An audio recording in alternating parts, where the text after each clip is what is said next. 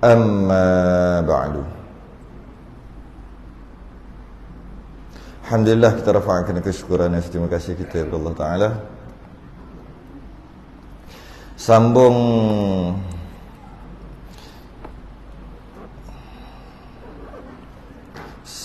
kitab Badrut Tamam wad Nujumus Thawaqib pada perbahasan kewafatan Abu Talib dan kewafatan Khadijah.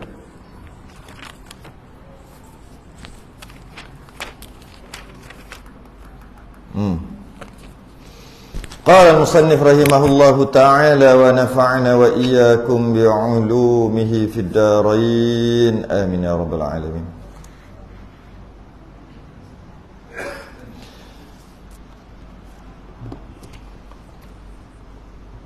Dan mati Abu Talib. Apa yang lepas lah?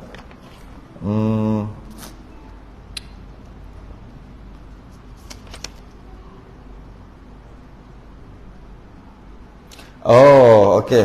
Ni yang terakhir kita cerita yang terakhir adalah Bani Muttalib dengan Bani Hashim dipulau oleh musyrikin Mekah. Ramai pulau dia. Bila dipulau, makin lama makin susah kena pulau. Tak boleh berkahwin, kalau nak berkahwin lah, dengan Bani Muttalib dan Bani Hashim ni, keluarga Nabi ni lah. Kalau nak berniaga, tak nak berniaga, tak nak jual, tak nak beli dan sebagainya. Mereka berpakat untuk boikot lah, kita katakan, pulau. Sehinggalah sampai satu keadaan, satu ketika lama sangat dah orang-orang yang baru ni, lama sangat tu beberapa tahun lah, 3 tahun. Yang baru-baru ni kata, mana perjanjian tu? Sebab ada buat perjanjian kan, ada buat perjanjian bahawasanya kita ni, kepala-kepala atau ketua-ketua kabilah ni tidak akan jual beli dengan dia, tidak akan bertegur sapa, tidak akan kalau nak kahwin, anak nak kahwin tak bagi kahwin, sebagainya lah kan, boikot. Lepas tu dah berapa lama tu dengar cerita je, mana surat perjanjiannya? Ada surat perjanjian dalam Kaabah kan. Itu yang lahirnya dalam Kaabah. Memang digantung dalam Kaabah pun. Tapi yang baca asal sebelum digantung tu berapa orang sangat. Sekarang ni dah bertahun dah ni, kami nak tengok juga ni, mana perjanjian tu. Sebab kemudian pada hari itu Nabi kata perjanjian tu dah tak ada, telah dimakan anak-anak. Yang tak dimakan hanya kalimah Allah aja yang ada dekat perjanjian, dekat surat tu. Akhir sekali nak minta tengok, orang tak bagi perjanjian. Orang tak bagi tengok kan. Kau ingat lagi cerita kan, yang tak bagi tengok. Yang tak bagi tengok sekali Abu Jahal lah. Orang kata apa susah, bagi je lah tengok, lepas tu sangkutlah balik, bolehlah balik dalam Kaabah. Tak nak bagi juga. Akhir sekali dia buat 5 orang ni. Mana 5 orang? Ni. Yang 5 orang ni dia buat macam satu keadaan, seorang ni tanya, seorang ni jawab, seorang ni tanya lagi. Iyalah, tengok je lah. Yalah, aku pun tak pernah tengok lah. Gitulah. Dia buat last sekali seolah-olah macam ramai orang yang nak tengok, padahal 5 orang ni je buat kecoh. Akhir sekali bukannya susah, seorang ni bukan susah, buka, minta anak kunci Kaabah, buka, ambil, buat turun peti tu. Kemudian buka peti tu, mana ada surat pun. Yang ada tali gantung tu je, macam tu je, ada gantung sikit kertas, mana ada surat. Kertas tu tengok Allah, sebab ada nama Allah kat situ, itu je. Yang lain mana ada, dah kena makan anak, tak ada pun. Oleh kerana tak ada surat perjanjian dah, okey, kita boleh dah. Kesian saudara mara kita juga, Bani Hashim, Bani Muttalib tu kawan-kawan juga kan. Akhir sekali selesailah, maksudnya habislah boikot tu. Pakat-pakat dah seronok balik. Tak lama lepas pada tu, berapa lama? Tak lama lepas tu, tengah seronok tu lah, meninggal Abu Talib. Ni cerita pasal Abu Talib pula. Okey. Qala al-musannif rahimahullah ta'ala. Dan mati Abu Talib bila ni? Pada tahun ke-10 ini.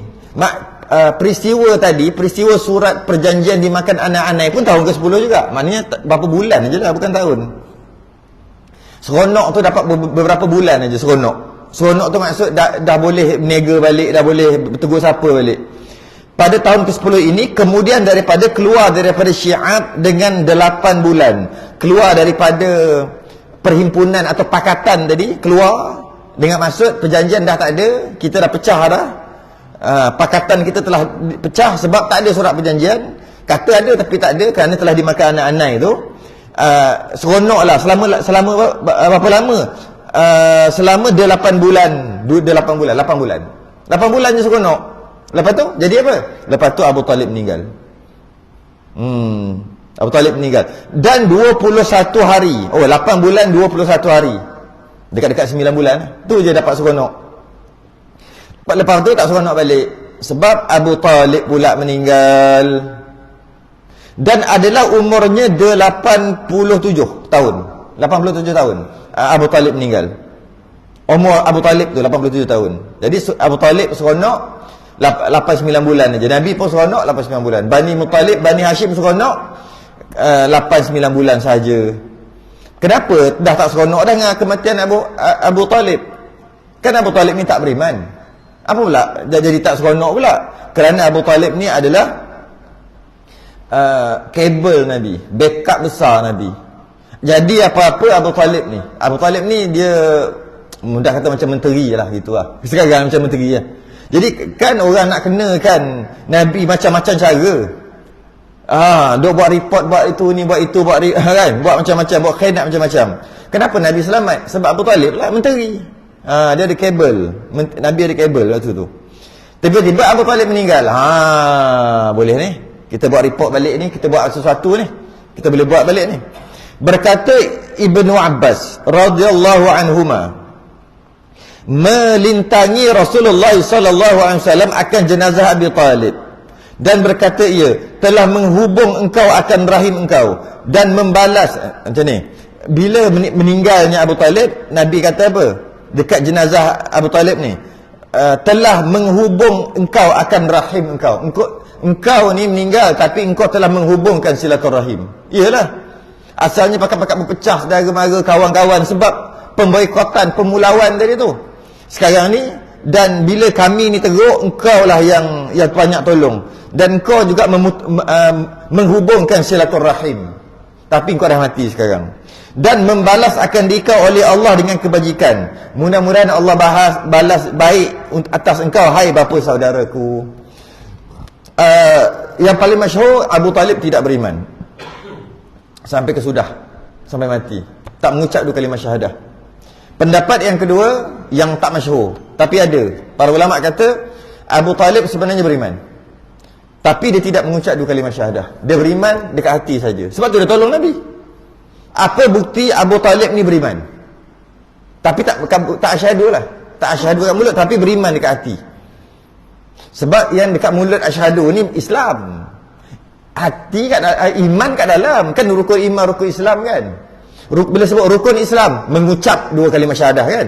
Rukun Islam sembahyang, mengucap 2 kalimah syahadah zahir, sebut kat mulut. Rukun Islam yang lain sembahyang luar zahir kan, berdiri rukuk i'tidal. Puasa kan, puasa tu kan zahir, boleh nampak puasa, tak makan. Zakat zahir, haji zahir, semua zahir. Jadi kalau rukun-rukun Islam ni adalah perbuatan zahir. Tapi cuba kita tengok rukun iman, percaya pada Allah. Mana boleh nampak kat muka percaya pada Allah? Dekat hati.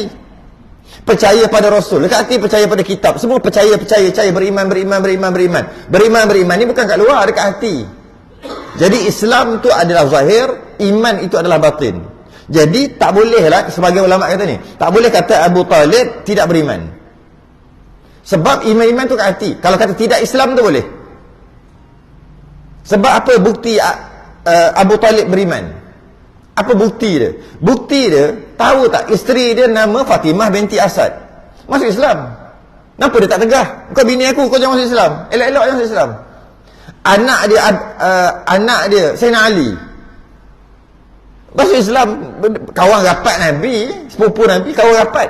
Malah ketika Nabi tempat tidur Nabi tu, Sayyidina Ali tidur. Kes kita biasa lah dengar kisah tu, baik sungguh Sayyidina Ali. Dan ayah dia Abu Talib tak larang pun. Apa bukti lagi?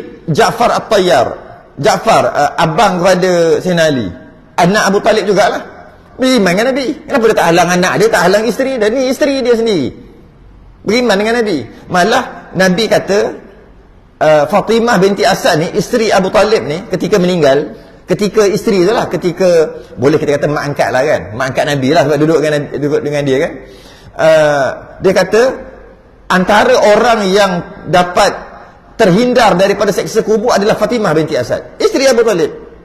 Jadi macam mana isteri Abu Talib beriman, anak Abu Talib beriman, dan tak dilarang pun. Tak larang, Abu Talib tak larang pun. Tiba-tiba kita kata Abu Talib tak beriman. Abu Talib beriman sebab tu dia tak larang. Tapi dia tak Islam. Ya, dia tak Islam. Dia tak asyhadu. Soalannya kalau tak asyhadu masih lagi beriman ke? Maka ulama fiqh buat keluar, ulama fiqh dia akan buat keluar beberapa hujah. Jika seorang tu dia nak beriman macam ni. Jika seorang itu dia mengucap 2 kalimah syahadah dekat mulut, maka dia Islam. Tapi dekat hati dia tak percaya pun dekat Allah, malah dekat hati dia nak merosakkan Islam lagi. Adakah dia kira beriman? Tak beriman, walaupun dia Islam. Sebab dia cuma sebut dekat mulut aja asyhadu, tapi hati dia nak rosakkan Islam. Contoh melalui dalam, contoh. Atau dia tak percaya langsung. Allah tak percaya, Rasul tak percaya, tapi mulut asyhadu. Orang ni nama orang tak beriman. Tapi tak boleh kata dia orang tak Islam, orang kafir tak boleh, sebab dia asyhadu kena kata Islam lah. Tapi beriman, dia tak beriman. Kita tak tahu, dia je yang tahu dan Allah je yang tahu. Kita tak tahu.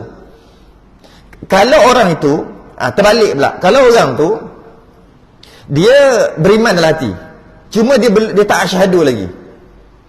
Dia buat kajian, saya cerita ni antara kisah benar juga ni.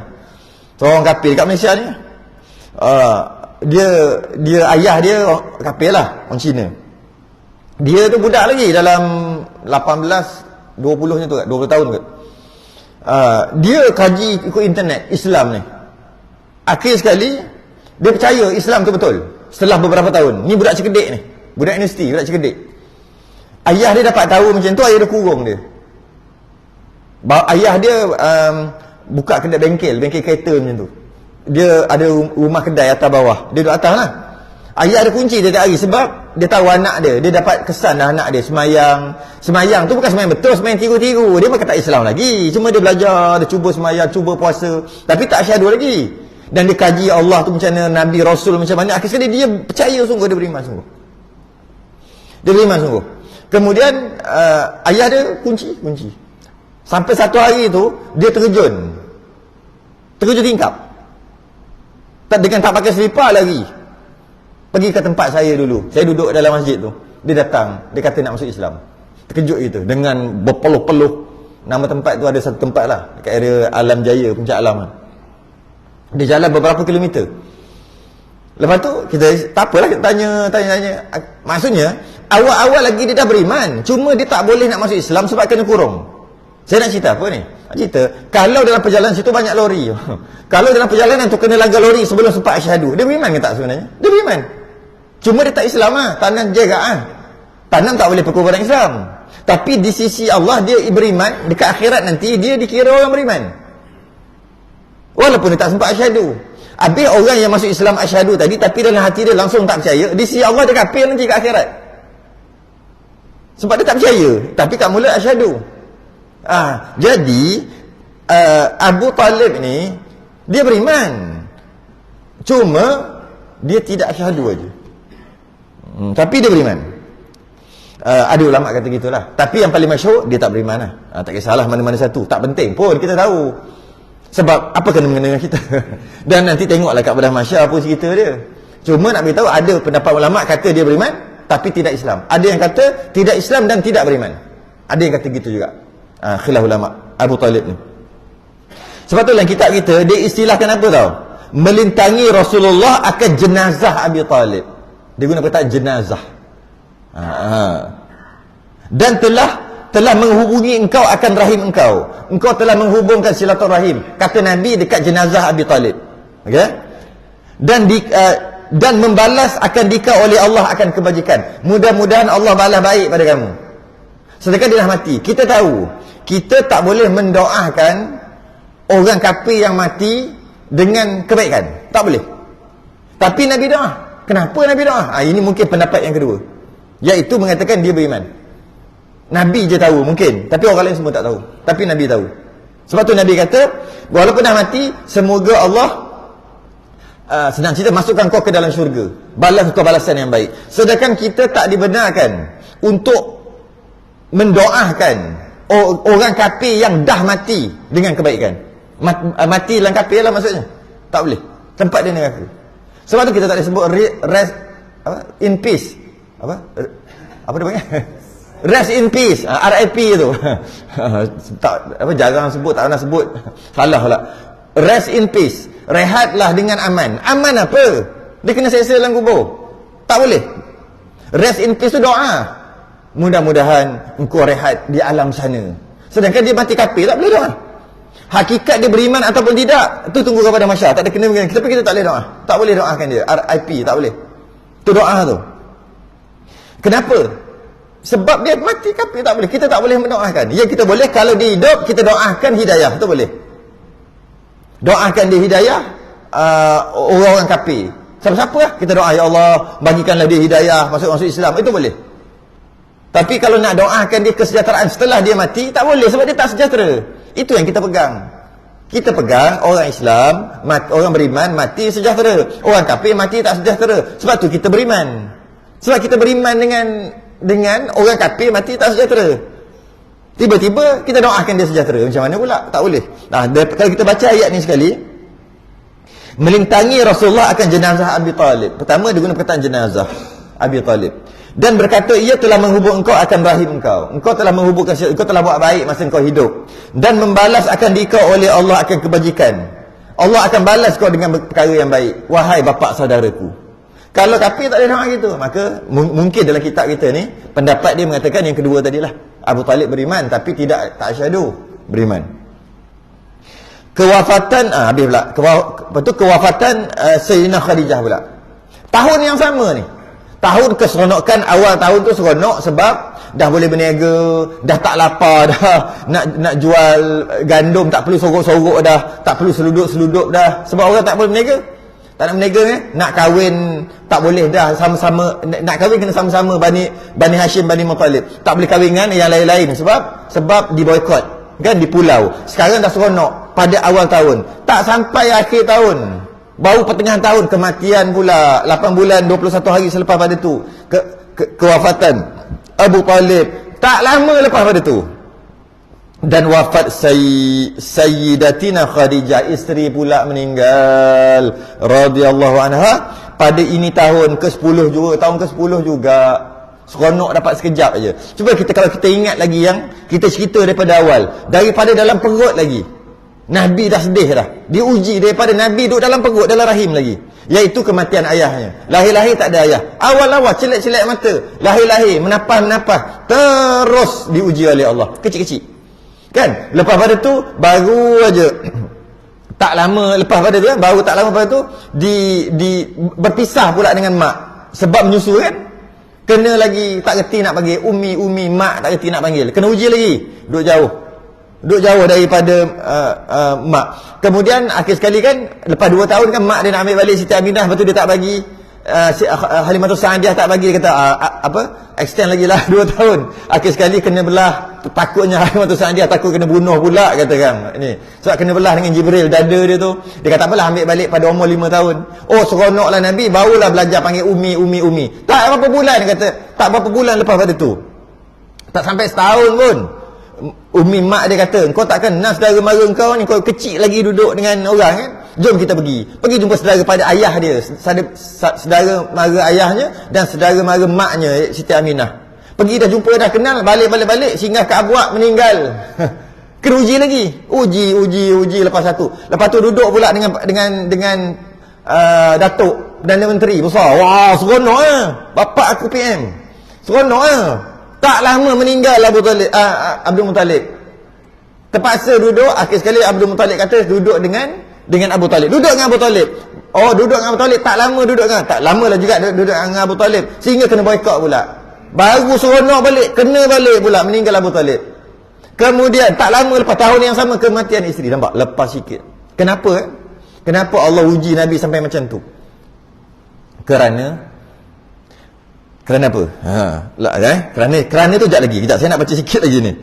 Wafat Sayyidatina Khadijah pada tahun ini juga, ke-10 juga, maka berturut-turutlah atas Nabi 2 musibah. Bukan 2 musibah sebenarnya, berpuluh-puluh musibah sejak lahir lagi.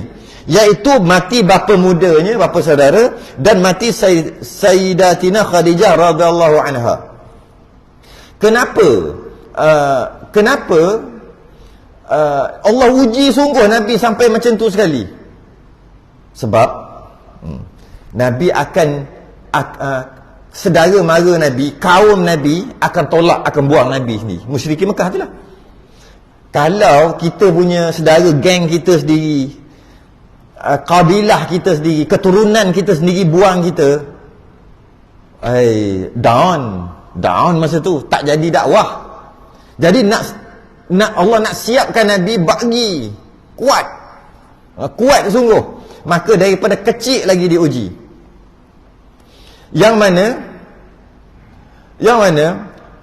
dua tulang belakang Nabi meninggal pada tahun yang sama, yang mana Khadijah Al-Khuwailid, dia adalah bank Nabi, orang kaya. Kalau nak sebarkan Islam mesti nak pakai dana. Tak nak pergi minta dana. Tak ada siapa nak bagi, tak ada orang nak beriman pun. Khadijah, tak apa bang, abang nak pakai berapa? 2 juta, tak apa, nanti saya bagi. Macam tu. Tiba-tiba meninggal. Tapi sebelum Khadijah meninggalkan Abu Talib ni kabel besar Nabi. Kalau orang tak puati apa dengan Nabi ni, buat report apa, dapatkan Abu Talib, buang report. Report hilang. Abu Talib banyak selamatkan. Kalau Nabi kena saman ke apa, kalau macam lebih kurang kalau sekarang kena saman ke apa, dia settle. Kalau orang nak anaya Nabi Abu Talib, orang besar, orang segan ke Abu Talib? Menteri. Orang segan. Sebelum tu Nabi memang hebatlah, sebab dia duduk dengan Abdul Muttalib, paling besar, presiden, Perdana Menteri. Yang itu memang terbaik masa tu. Tapi waktu tu kecil lagi, tak dilantik menjadi rasul lagi. Jadi tak adalah banyak sangat yang Nabi kena. Padahal orang suka Nabi. Jadi ketika Abu Talib ni lah, orang malu dekat Abu Talib. Nanti aku nak minta projek, aku kena jumpa Abu Talib juga. Kalau aku maki anak saudara dia, nanti dia tak bagi projek orang lain. Jadi tak berapa lah, tak berapa sangat, tak boleh. Malu dengan Abu Talib.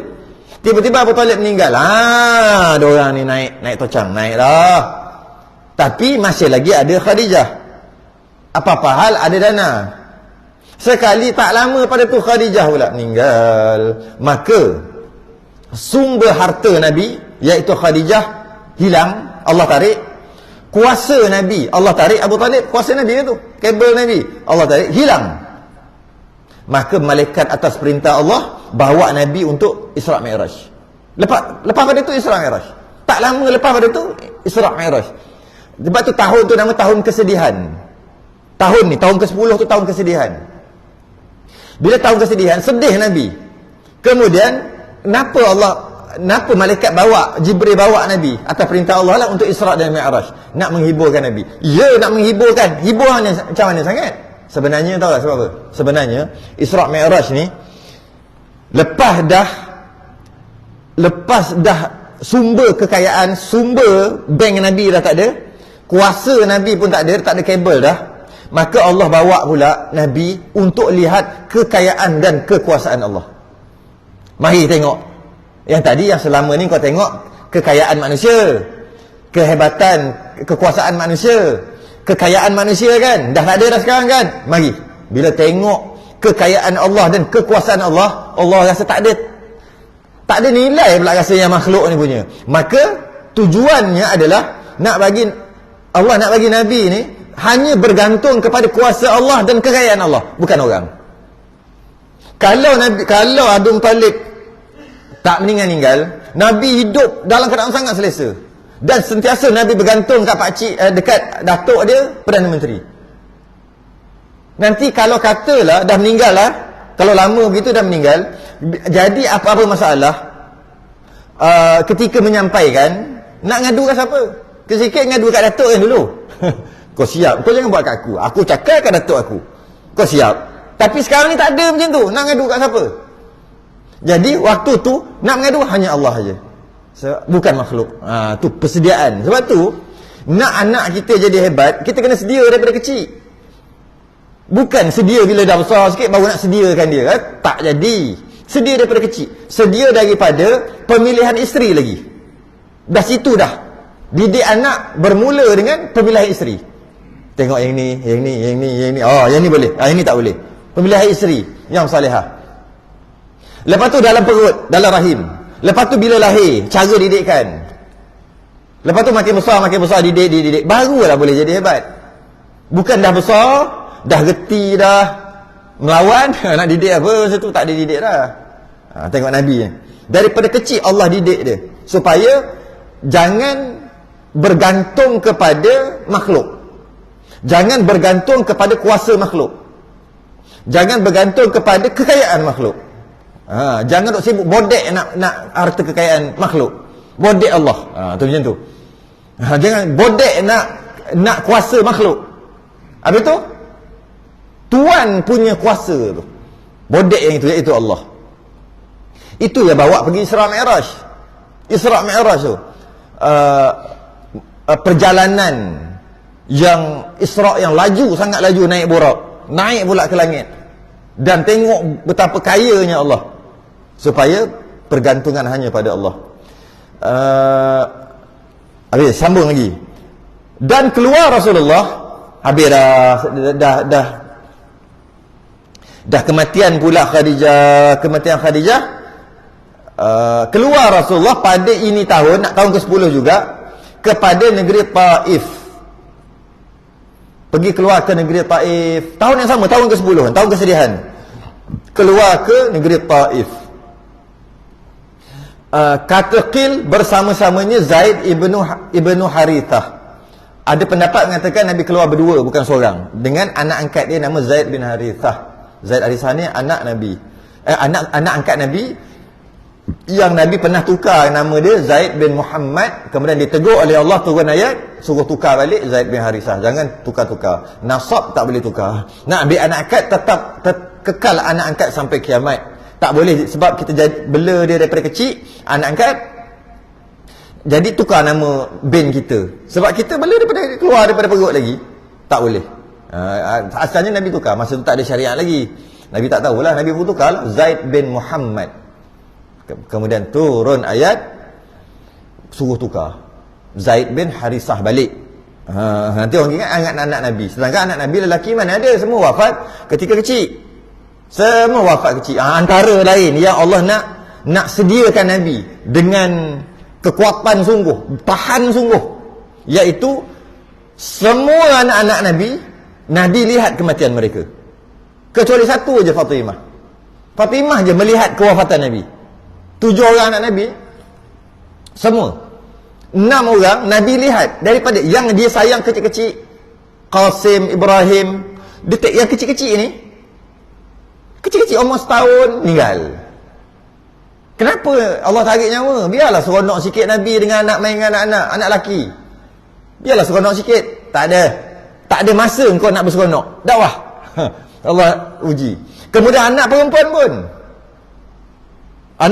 meninggal. Nabi melihat anak perempuan dia meninggal. Sedih hanya seorang je, Fatimah je yang melihat. Maksudnya ketika Nabi wafat, Fatimah tak wafat lagi, yang isteri Sayyidina Ali tu. Itu antara, kalau tengok, sebab itulah kita punya Nabi kita termasuk dalam ulul azmi. Biasa dengar dulu-dulu ulul azmi, macam biasa dengar Nabi Rasul ulul azmi. Apa Rasul ulul azmi? Ada 5 orang yang paling tinggi Nabi kita. Ada Nabi-Nabi lain 5 ada. Yang paling tinggi Nabi kita. Kenapa Nabi kita duduk ulul azmi nombor 1? Kita kena faham maksud ulul azmi itu, baru kita faham. Ulul azmi, mereka ulul albab, kan? Apa ulul albab? Mereka ulul azmi ni azam. Mereka yang mempunyai keazaman yang tinggi, banyak ujian pada mereka berbanding dengan Rasul yang lain. Rasul lain pun terima ujian juga, berat juga, kita tak larat. Tapi Rasul yang 5 ni, lebih-lebih lagi Nabi kita, ulul azmi nombor 1, yang paling berat, yang paling banyak menerima ujian. Itu dapat kita faham daripada kisah ni. Kalau Allah uji dengan perkara buruk, bukan bermakna Allah tak sayang. Kalau Allah bagi perkara baik, nikmat-nikmat, bukan bermakna Allah redha. Jangan. Kan dulu kan, ada seorang tu, dia dah lelaki, tiba-tiba nak jadi perempuan. Dia lelaki nak jadi perempuan. Akhir sekali semua orang marah dia, dia pindah hak. Dia pindah mana, luar negara mana lah. Okay. Siapa? Macam kenal lah. Okay. Saya nak cerita apa? Pernah gempar satu ketika dahulu, dia pergi Mekah. Kan? Duduk kat belah lelaki ke belah perempuan? Perempuan! Memang confirm kenal. Saya tak sebut nama Dia duduk belah perempuan. Salah tu nama. Dia tak kira dia dah potong ke, dia tak potong ke, dia tetap lelaki, jantan. Nanti nak mandi dengan dia lelaki, mandikan jenazah dia. Kalau di Islam lagi lah. Mandikan jenazah dia lelaki, bukan perempuan. Walaupun dia buat pembedahan. Okey. Nak cerita apa? Dia kata apa tau? Dia pergi Mekah, elok aje. Maksudnya pergi tengok Kaabah, tak ada pun nak, kan orang kata kau pergilah, tak nampak Kaabah nanti kan. Kau pergilah sesat, kau pergilah. Perangai pelak macam tu, nak pergi Mekah juga tu, kau pergilah nanti. Tak jumpa jalan balik kan, biasa orang cakap gitu kan. Dia pergi-pergi elok aje. Malah apa? Travel agency tu elok aje daftar dia, dapat pergi ke sana, nampak elok-elok Kaabah. Tawaf dia, tak tahulah dia tawaf macam mana. Tawaf dia pun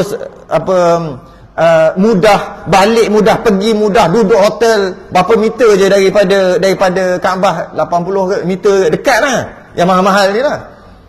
Maknanya tengok, kalau Allah marah kat dia kata, kalau Allah marah kat dia, mestilah dia jadi macam-macam dekat Mekah, mati ke apa ke, tengok. Malah dia lebih senang daripada orang lain di Mekah. Maknanya apa yang dibuat ni Allah okey lah, Allah redha lah. Kejap. Bila Allah bagi ujian yang berat, bukan bermakna Allah benci. Bukan bermakna dia ni jahat. Sebab Allah memang dia jahat, Allah bagi uji, bukan. Dan juga jika Allah bagi nikmat macam-macam, bukan bermakna dia tu Allah suka, Allah redha. Orang paling kaya kat Malaysia, Melayu apa Islam ke kafir? Bukan orang pertama, 10 orang. Sekarang ni saya tengok yang terbaru, 10 orang terkaya di Malaysia semua kafir. Bermakna Allah redha, Allah bagi dia sampai berbilion-bilion. Bukan. Allah bukan azab lah. Allah bagi ujian pada orang beriman, bukan bermakna Allah tak redha. Malah tengok Nabi yang terima ujian lebih daripada Abu Jahal. Nabi terima ujian jauh lebih besar daripada Abu Lahab. Maknanya Allah redha kat Abu Lahab, Abu Jahal. Begitu ke? Sebab Nabi yang kena teruk-teruk. Tak, mati anaknya. Nabi kena ujian yang Nabi terima yang kita duk baca ni. Jadi kalau Allah bagi ujian, belum tentu itu bermakna Allah marah kat aku lah ni. Sebab tu Allah bagi ujian macam ni. Bukan. Itu mungkin menandakan Allah sayang. Ataupun tengoklah Nabi. Jadi jangan kata kenikmatan yang dia terima menandakan Allah redha. Dia tanding menang. Maka sebab tu menang Allah redha. Tak semestinya. Menang belum tentu Allah redha. Kalah belum tentu Allah tak redha. Tak ada kena-mengena pun dalam keadaan tu. Tak ada kena-mengena. Okey. Jadi Nabi ni keluar ke Taif, nak kena uji lagi ni cerita ni. Nabi keluar ke Taif ni pada tahun yang sama, nak kena uji lagi. Uji macam mana? Mari kita baca. Dan keluar Rasulullah SAW pada tahun ini, tahun ke-10 juga, kepada negeri Taif, kata Qil bersama-sama Zaid ibn Harithah. Kemudian selepas daripada mati Sittina Khadijah, isteri dia meninggal, kemudian Nabi pergi ke Taif. Dengan 3 bulan dengan 3 bulan. Maksud 3 bulan setelah kewafatan Khadijah. Lepas 3 bulan kewafatan Khadijah, tahun yang sama lagi, habis nak kena dakwah, kena teruskan. Dah tak ada kuasa, dakwah kena teruskan. Tak ada kekayaan, dakwah kena teruskan. Malah Allah dah tunjuk kekuasaan dan kekayaan Allah melampaui. Maka teruskan. Lepas 3 bulan teruskan dakwah. Nabi pilih Taif. Tahu tak? Ini kalau lah kalau. Sebut kalau ni kalau. Kalau lah penduduk Taif terima Nabi, yang Madinah tu Taif lah. Nabi sedang pilih kat mana nak buat base. Sebab kat tempat dia dah kena siapa yang masuk Islam bakat-bakat kena macam-macam dah. Kesian kat orang Islam waktu tu. Dah lah tak ramai kena tindas. Maka Nabi tak cari base baru. Antara beberapa pilihan, antaranya Yathrib, Madinah, antaranya adalah Taif. Tapi Nabi pilih Taif. Nabi pilih Taif. Tapi Taif tolak. Ni cerita Taif tolak. Kalau Taif terima, diorang mesti menyesal lah. Tapi diorang tak adalah ada anak cucu tu yang asal tu. Kalaulah kami terima Nabi, yang Madinah ni Taif lah. Tapi diorang tolak. Akhir sekali Nabi pergi ke Madinah. Nabi pergi ke Yathrib waktu tu nama, bukan Madinah, Yathrib. Kemudian orang Yathrib terima. Sebab tu Yathrib tu jadi Madinah, jadi base Nabi. Nanti kita baca cerita dia. 3 bulan lepas kewafatan Khadijah, kepada 3 malam yang tinggal daripada bulan Syawal. 3 malam yang tinggal daripada bulan Syawal, maknanya 27 Syawal lah. 3 malam, yalah 27 Syawal. Ayat bahasa dulu. 3 malam yang tinggal daripada bulan Syawal. Bulan Syawal nak habis lagi 3 malam. 27 lah, 27 Syawal. Hal keadaannya Nabi menuntuti pertolongan daripada orang besar-besar kabilah Saqif. Nabi nak minta pertolongan sebab umat Islam yang tak ramai ni, yang ada berapa orang ni, tak 100, beberapa ratus, banyak khilaf kat sini lah. Ada katanya 80, ada kata 50 orang, ada kata 80, ada kata 100 lebih. Jadi bila tu ditindas, bila tindas nak buat base baru dan nak minta pertolongan lah. Nak minta pertolongan. Dan Nabi pilih kabilah Saqif dekat Taif. Dekat Taif. Dan adalah ia bersangatan duka cita kerana mati Abi Talib. Sebab dah meninggal Khadijah dan Abi Talib, sangat duka cita, nak minta pertolongan lah ni. Nak minta pertolongan kepada kabilah Saqif di tempat tu Taif. Soalannya, kenapa Nabi pergi Taif? Kenapa Nabi pergi Taif? Sedangkan ada beberapa tempat. Yang Taif ni jauhnya 50 batu. Berjalan kaki. Nabi jalan kaki, panah terik bersama anak angkat dia Zaid bin Harithah. Padahal kenapa tak pergi ke Madinah, ke tempat-tempat lain? Kenapa Nabi pilih Taif untuk jadi pilihan pertama untuk buat base baru? Pertama, sebab Taif adalah sebuah kota pertanian. Maknanya makanan tu mudah kat situ lah, pertanian. Dan suhu dia rendah. Dia bukan panas terik macam kat Mekah ni. Dia agak rendah. Rendah tu tak tahulah berapa dia rendah. Area tenggara Mekah waktu tu, tenggara Mekah. Dan nak minta pertolongan sekali ni. Bukan nak dakwah je, nak dakwah dan nak minta pertolongan. Dan nak menyebarkan dakwah di situ, nak buat base baru. Pada waktu tu penduduk dekat situ, dekat Taif tu, dia sembah Lata, Al-Lata. Kan kita biasa dengar kan Lata dan Uzza tu kan. Lata ni duduk dekat sini, dekat Taif. Uzza tu yang duduk dekat Mekah sana, dekat sana. Lata dan Uzza, berhala sangat besar. Mereka menyembah Tuhan yang nama Al-Lata. Sebenarnya Al-Lata tu dia nak letak Allah. Nama Al-Lata tu Allah. Al-Lata dia nak letak nama tu, berhala tu Allah. Alif, lam, ha, tapi bukan ha, ta marbutah. Jadi macam mana? Dan ta tu balik atas lah, jangan matikan lah. Jadi Al-Lata. Dia tak berani letak Allah. Dia tak berani. Dia nak letak Allah, tapi dia tak berani. Dia tukar sikit lah. Al-Lata. Dia macam tu lah seolah kan. Nak letak nama, jom sembah Allah tu, Allah berhala, tapi mereka tak berani. Mereka tak berani letak nama Allah. Mereka beriman pada Allah. Musyrikin Mekah ni beriman pada Allah, tapi mereka mensyirikkan Allah dengan berhala. Jadi dia nak namakan Allah, tak berani. Tu apa tu? Jomlah kita pergi sana dia, pergi kat berhala sana. Pergi berhala mana? Allah ta. Dia macam tu. Nak sebut Allah tak berani. Sebab jadi Al-Lata. Sebenarnya nak letak Allah dan tak berani. Kerana kalau letak Allah, hancur. Letak Allah kena panah. Letak Allah kena panah. Kena panah betul. Letak Allah kena panah betul, hancur. Malah ulama kata, siapa yang letak Allah nama bangunan atau nama orang, mati. Tak percaya letak anak nama Allah, try tengok. Kalau berani, mati. Ulama berani cakap gitu. Kalau letak bangunan aku bernama Allah, bangunan Allah, habis. Terbakar, runtuh. Siapa berani buat? Nak test. Letak nama anak. Ada orang, dia letak nama anak dia. Cerita lama lah. Cerita maksudnya zaman dulu. Dia letak nama anak ni Allah. Mati. Sakit-sakit mati. Dia letak nama anak dia Allah. Nak letak, tak boleh. Dia kena letak hamba kat depan. Abdu. Baru boleh. Abdullah. Hamba Allah. Baru boleh. Kalau letak Allah, habis. Haram tu berdosa satu hal. Dan mati. Kalau letak bangunan, runtuh. Nak letak Allah boleh. Masya Allah. Boleh. Allahu Akbar. Boleh. Allah saja tak boleh. Tak boleh. Tak tahu ulama berani kata gitu. Dia panggil, ada orang dulu, dia panggil ta'annud. Ta'annud meletak anaknya dengan nama Allah. Ta'annud ni apa membabi buta kot. Membabi buta. Letak anak nama Allah. Mati anak dia.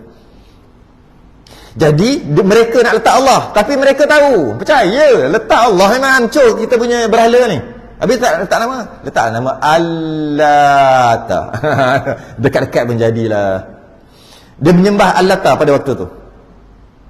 Okey, soalan sekali, kenapa Nabi sanggup pergi berjalan kaki 50 batu? Ui, jauh 50 batu. Jalan kaki panas terik. Pertama sebab Taif tu, Nabi pilih Taif sebab dia tak panas sangat. Dia sederhana, suhu sederhana. Kemudian tempat Bani Taif tu, dekat Taif tu, Bani Saqif kat Taif tu, ada yang berkahwin dengan wanita Quraisy. Ramai yang kahwin dengan wanita Quraisy. Jadi dia seolah-olah macam saudara. Macam saudara tempat tu. Moyang Nabi sendiri, Hashim bin Abdul Manaf, ada seorang isteri nama Bani Salim, yang mana Bani Salim tu penduduk Taif. Jadi macam keturunan. Kerana tu lah, contohnya macam Pahang. Pahang, dia ada satu keluarga lah dekat Pahang ni. Tiba-tiba ada saudara mara dia, datuk dia ke, ataupun bukan datuk pun, pakcik dia ke, kahwin dengan orang Kedah. Dia orang Pahang. Pakcik dia yang kahwin dengan orang Kedah. Tapi kalau dia nak carilah negeri mana dia nak pergi minta tolong, mungkin dia pergi ke Kedah. Sebab pakcik aku dulu kahwin dengan orang Kedah. Dia lebih kurang macam tu lah. Jadi adalah macam saudara lah juga. Sebab tu Nabi pergi ke Taif. Yang pertama sebab moyang Nabi dulu kahwin dengan penduduk Taif, kahwin dengan orang Taif. Nanti Nabi boleh mengaku lah, aku ni keturunan macam Taif jugalah, tapi moyang aku macam tu lah kan. Macam kau Jawa kau Jawa aku Jawa juga, tapi Jawa tak kerti cakap Jawa dah. Contohlah, nenek aku Jawa, belah tu belah ni. Jadi macam saudara tak? Terus panggil abang. Sebelum ni panggil kau aku je, terus panggil abang. Ni saudara aku lah, sama-sama Jawa. Contohlah. Macam tu lah. Jadi Nabi, sebab tu Nabi pilih Taif. Sebab ada saudara, istilah saudara di situ, dan cuacanya, tempatnya elok. Walaupun 50 batu jauh. Tapi itulah, penduduk Taif tolak Nabi, sayang. Dan tak kala sampai Rasulullah ke Taif, qasad ia tu, dia berniat ataupun dia nak pergi, dia berniat untuk pergi kepada beberapa daripada kabilah Saqif. Saqif ni banyak kabilah, banyak keturunan-keturunan. Nabi pilih ada 3. Yang mana yang ini yang paling dekat lah dengan Nabi.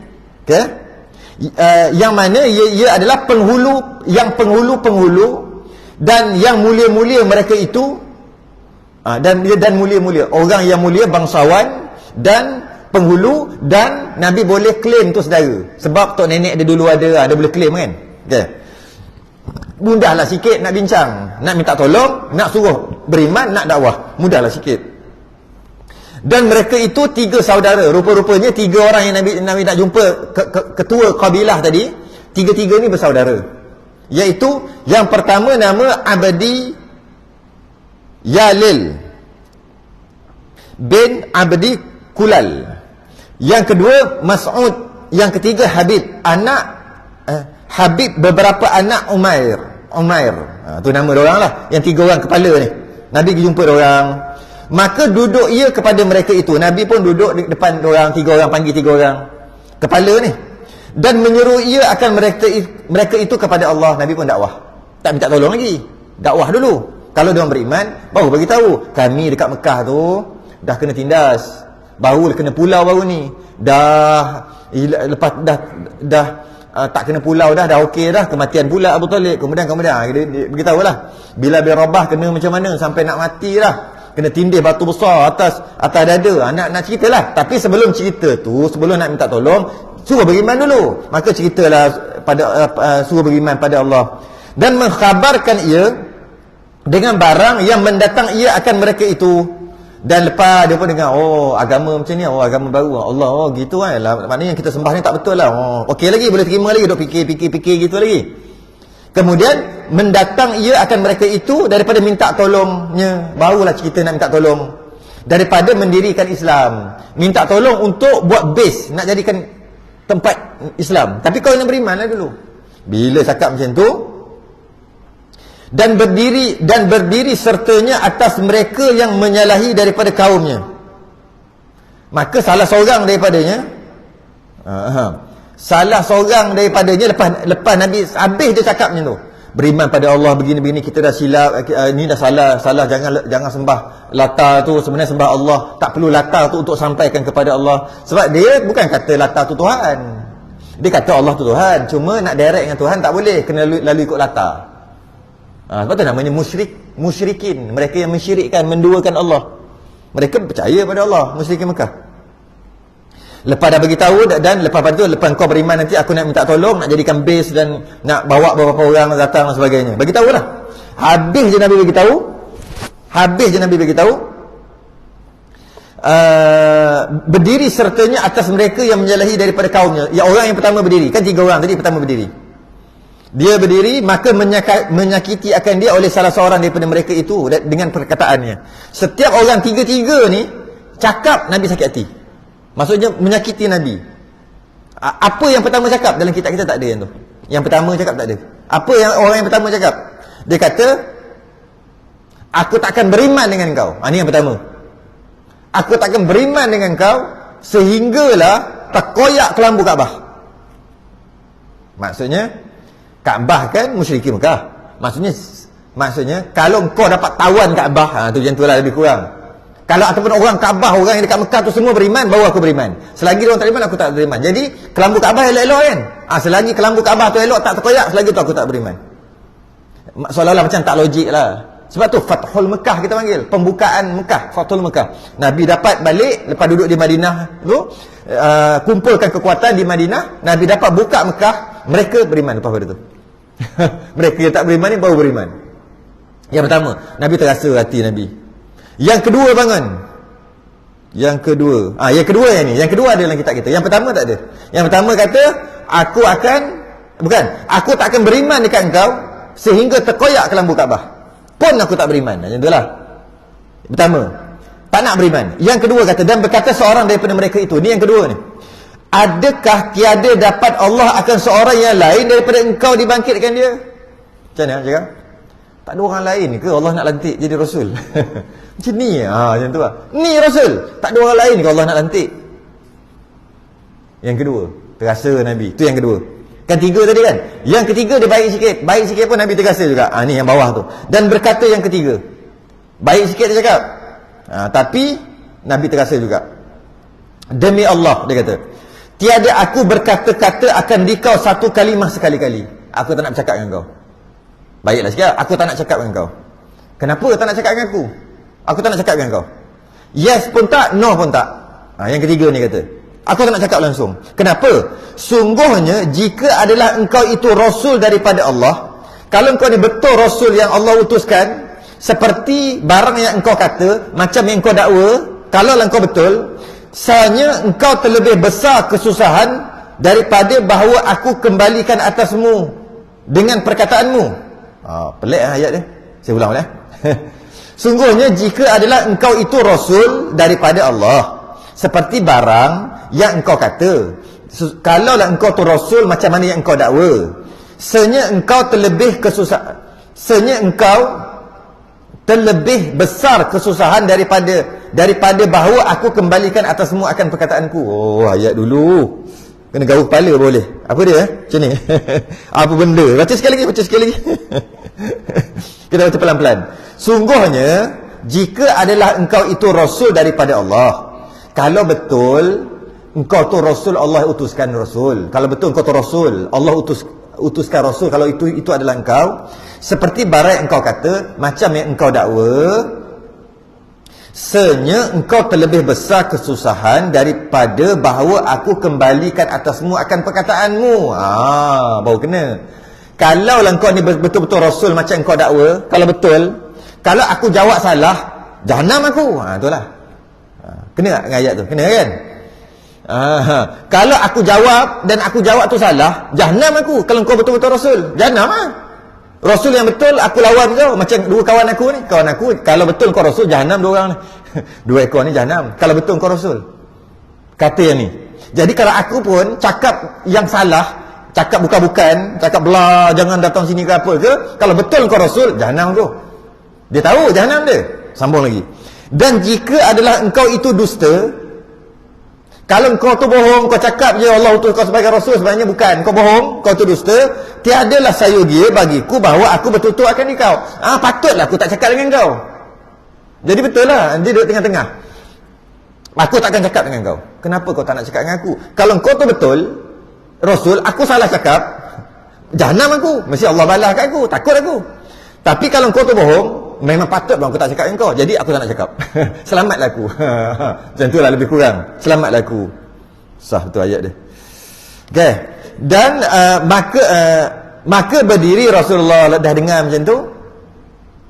Dan berdiri Rasulullah daripada mereka itu, padahal telah putus asa daripada kebajikan Saqif, daripada Bani Saqif, kabilah Saqif tadi, yang 3 orang yang besar tadi. Nabi pun, Allah tak boleh buat apa dah lah kalau macam ni. Yang ni kata aku takkan beriman, belah. Seorang ni kata tak ada Tuhan ni apalah, Allah ni tak ada orang lain ke cari orang ni. Carilah orang elok sikit kot, dia kata gitu kot, tak tahulah. Yang ketiga kata, aku tak nak cakap dengan kau. Kalau kau betul, jahanam aku kalau aku lawan kau. Kalau kau penipu, baik aku diam aja. Jadi tak ada tolong juga. Dan Nabi pergi ke pasar, yang tu tak dalam kitab kita. Nabi pergi ke pasar untuk berdakwah pula. Pergi ke pasar untuk dakwah. Dekat pasar Saqif. Dah ketua kabilah tak nak, pergi dengan rakyat lah pula. Ada seorang bernama Khalid Al-Adwani. Dia tengok Nabi dekat pasar, tengah bercakap, tengah berdakwah lah. Pegang tongkat, pegang busur satu, berdakwah. Kemudian Khalid ni dengar Nabi baca. Khalid ni dia cerita setelah dia masuk Islam. Khalid Al-Adwani, dia dengar je. Dia ada orang ni yang pergi tadi, lepas tu kena halau dengan 3 orang tu, ketua orang kabilah. Lepas tu dia datang pasar dia dakwah pula. Dia baca apa? Khalid ni dia dengar je. Nabi baca apa waktu tu? Was-sama'i wat-tariq, sampai habis. Dan dia dengar, dan dia hafal. Dia dengar je. Lepas tu lepas Nabi dah balik tu, kawan-kawan tanya, "Engkau dengar apa dia cakap tadi? Apa tu? Orang tu cakap apa tadi?" Orang tu cakap macam ni. Was-sama'i wat-tariq, sampai habis. Dia baca sampai habis. Wa ma adraka mat-tariqun najmus thaqib, sampai habis. Dia pun terangkan balik. Kata Khalid, aku hafal was-sama'i wat-tariq ketika kafir, dan aku baca balik ketika aku Islam. Dia kata gitu. Aku hafal ketika aku kafir lagi, aku hafal lah. Sikit lah cerita. Okay. Dan kemudian orang tak layan juga dekat pasar. Maka tak kala, berarti kat mana sekejap. Panjang lagi ni. Kita baca sikit lagi. Maka takkan ini tadi ya. Okay. Dan berkata ia bagi mereka itu, tatkala perbuat kamu akan barang yang kamu memperbuat, maka sembunyi oleh kamu atasku. Ni Nabi kata. Macam mana? Susah lah ayat ini. Dengar tak? Ni bahasa kita dulu 300 tahun dulu, tok nenek kita cakap macam ni. Kita kata orang Melayu. Ni orang Melayu original ni. Originalnya Melayu. Sekarang dah campur bahasa macam-macam lah. India, Inggeris, Arab, semua ambil jadi bahasa Melayu dah. Ni bahasa original kita ni. Tatkala perbuat kamu akan barang yang kamu perbuat, kata Nabi, maka sembunyi oleh kamu atasku. Maka tatkala perbuat kamu akan barang yang kamu perbuat, maka sembunyi oleh kamu atasku, kata Nabi. Dia kata dekat 3 orang tadi, apa yang kamu dah buat, apa yang kamu dah buat dekat aku, berhentilah sekat tu aja. Jangan buat lebih lagi. Tu maksud dia. Kau dah buat macam-macam kat aku lah. Kau kata begitu, kata gini. Okey, tak apalah. Apa yang kau dah kata, yang teruk-teruk kat aku, cukuplah sekadar itu sahaja. Jangan kau tambah lagi, kata Nabi. Tu maksud dia. Maka sembunyi oleh kamu atasku. Kata-kata yang buruk tu dah sembunyi, dan jangan cakap dah dekat aku dah. Nah, kata Nabi. Maksudnya, cukup-cukuplah tu. Kau sedap, kau kutuk aku, kau maki aku macam-macam. Cukuplah setakat ni, cukuplah dah, jangan cakap dah. Nabi kata gitu. Dan benci Rasulullah bahawa sampai akan kaumnya khabar demikian itu. Dan Nabi tahu bencinya orang dengar Nabi cakap, maka semua benci Nabi cakap gitu, dakwah tu. Maka tiada memperbuat mereka itu seperti pesan Nabi. Apa yang Nabi pesan, cukup-cukuplah apa yang kau dah buat kat aku, kau cakap kat aku, stop, jangan buat lagi. Diorang apa? Diorang tak dengar. Diorang nak buat lebih lagi. Maksudnya Nabi kata cukup-cukup lah. Kau dah kata macam-macam kan? Cukup. Memang teruk dah aku kena. Cukup dah. Jangan buat lebih dah. Tapi diorang tak berhati. Padahal Nabi dah stop. Nabi dah pergi dah ke tempat lain. Cukup lah. Tapi dia tak berhati lagi. Dia tak ikut pesanan Nabi. Bahkan membenar mereka itu akan segala yang safih. Bahkan yang ramai tadi, dia membenarkan orang safih. Safih ni bodoh lah. Orang bodoh, sapih, yang tak sempurna akal, orang gila, orang tak apa-apa cerdik. Okey? Dan hamba-hamba dia suruh orang yang tak apa-apa cerdik, ramai-ramai tadi, dan dia suruh hamba-hamba mereka itu memaki akan Rasulullah. Pakat maki, menipu, bodoh gitu, dia pakat maki. Padahal Nabi kata cukup-cukuplah apa yang kau cakap kat aku. Dan menyakiti mereka itu akan dia. Bukan setakat dengan mulut saja, kali ni menyakiti pula dengan main tolak-tolak Nabi. Dan berhimpun atasnya oleh manusia, atasnya oleh manusia. Ramai-ramai dipanggil, mari sini oi. Mari sini, jom kita pakak-pakak. Halau dia, tolak dia, himpun ramai-ramai, maki dia. Dan akhir sekali melontar mereka itu akan dia dengan anak batu. Lah kali dia bagi kan yang kat Safir. Dia tak buat sebab dia pembesar.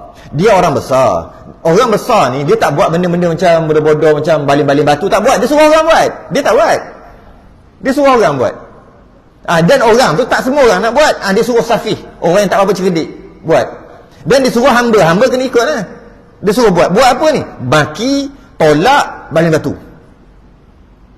Okey. Hingga berdarah 2 kakinya. 2 kaki Nabi berdarah. Ini cerita ni memang masyhur kan, kaki Nabi berdarah. Ada kata kepala Nabi berdarah sampai melilit sampai ke kaki, basah kasut Nabi, dan berlumur dengan dia oleh 2 kasutnya, penuh kasut darah tu. Sebab dia baling kat keting dia baling kat keting. Kan kalau macam cowboy tu kan, yang cowboy tu kan, dia tembak dekat bawah supaya orang tu macam berjoget kan, ting-ting macam tu lah. Dia baling kat kaki, biar macam berjoget lah, angkat. Kena keting Nabi, berdarah kat betis tu lah, berdarah sehingga penuh kasut, berlumur dekat kasut. Dan diriwayatkan bahawa adalah ia tatkala mengenakan dia oleh anak batu. Ada juga riwayat kata ketika kena baling-baling dengan anak batu tadi, duduk ia kepada bumi sampai terduduk Nabi.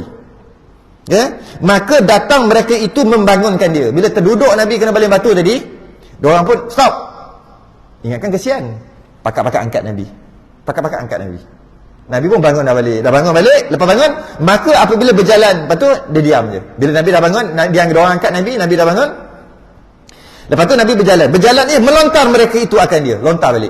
Korang hajar. Ingatkan angkat tu dah berhenti lah. Lontar balik. Dan tertawa-tawa mereka itu atasnya. Dia gelak, bodoh. Macam tu, gelak-gelak.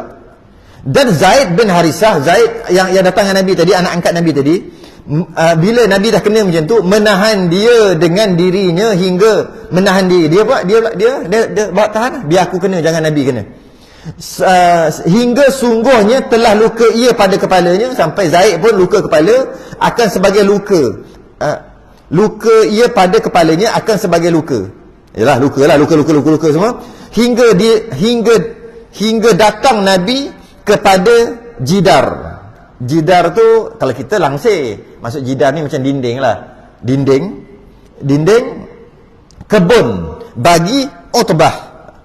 Sehingga sampai ke, mudah kata pagar seorang yang nama Utbah. Pagar apa ni? Kebun tamar. Kebun kamar dia buat pagar. Nabi berundur, kena baling, berundur, jatuh, bangun, jatuh, dia angkat balik, dia baling, dia gelak, tolak, sampai rapat dinding. Dinding tu, dinding apa? Ataupun rapat di pagar. Pagar apa? Pagar kebun kurma yang dipunyai oleh Utbah dan Syaibah. Syaibah, dua anak Rabi'ah. Dan kembali mereka itu daripadanya. Lah sampai dah rapat dinding tu, Lah kau balik, dah pergi. Diorang pun balik. Yang baling batu tadi balik. Kena berhenti kat situ kot. Habis kat situ lah. Kena berhenti kat situ dulu. Panjang. Dan menyahaja Nabi kepada satu pohon kayu. Sampai Nabi duduk kat satu pohon kayu. Nanti kisah akan datang ni. Lepas pada tu Nabi duduk kat pohon kayu sebab panas sangat. Lepas tu datang pula orang tengok tuan kebun tu, dia kata, siapa tu? Dah kena, kesian dia. Nabi pun baca beberapa perkara. Datang Jibril kata, aku bawa geng ni, kata Jibril. Ni kisah akan datang ni iklan dulu. Aku bawa geng ni. Geng tu malaikat jugalah. Nabi kenal Jibril. Aku bawa geng ni, dia lah jaga bukit. Bukit adalah nama bukit apa tah? Ada bukit kat situ. Dia lah jaga bukit. Dia kata, kalau kau cakap je, kau on je, kau tekan switch je. Kau tekan switch, dia ambil bukit tu, dia terbalik, mampu habis semua penduduk Taif. Nabi kata jangan. Mudah-mudahan akan keluar zuriat yang baik-baik daripada sulbi mereka itu. Daripada, maksudnya keturunan mereka tu baik-baik. Dan memang betul, keturunan mereka baik-baik beriman dengan Nabi nanti. Nabi kata jangan. Padahal dah berdarah. Kalau kita kata berapa? Dua. Jangan. Ambil sampai 4. Kau rembah habis kata tu. Kalau kita, Nabi kata tak payah. Tu kisah akan datang. Nabi kata, kemudian datang pula hamba yang kerja dekat kebun kurma tu. Dia orang Nasrani. Dia orang Kristian lah, Nasrani. Dia pergi. Bila dia pergi, sebab tuan dia tu suruh bagi kurma. So bagi kurma, dekat dia kesian bagi kurma. Bila dia cakap, tuan ni nampak, hamba dia suruh hamba dia pergi lah bagi kurma. Setangkat kesian kita kat dia. Dia tengok hamba tu cakap. Hamba dia Kristian, cakap pokok. Tiba-tiba hamba dia ni cium dahi, cium tangan, cium kaki Nabi. Hamba ni. Kemudian dia balik, apa kau ni, kau dah gila, kau cium, aku suruh bagi kurma je. Kenapa dia cium? Tunggukan pada episod seterusnya. Episod yang akan datang. Cerita akan datang lah, tak tempat dah. Kenapa siap cium kaki tu? Cium kaki. Hamba ni, hamba tu yang kerja dekat kebun tu. Wallahu a'lam. Tangguh dulu, kita sudah dengan tasbih kafarah dan surat subhanakallah wa bihamdika. Asyhadu an la ilaha illa anta. Assalamualaikum warahmatullahi wabarakatuh.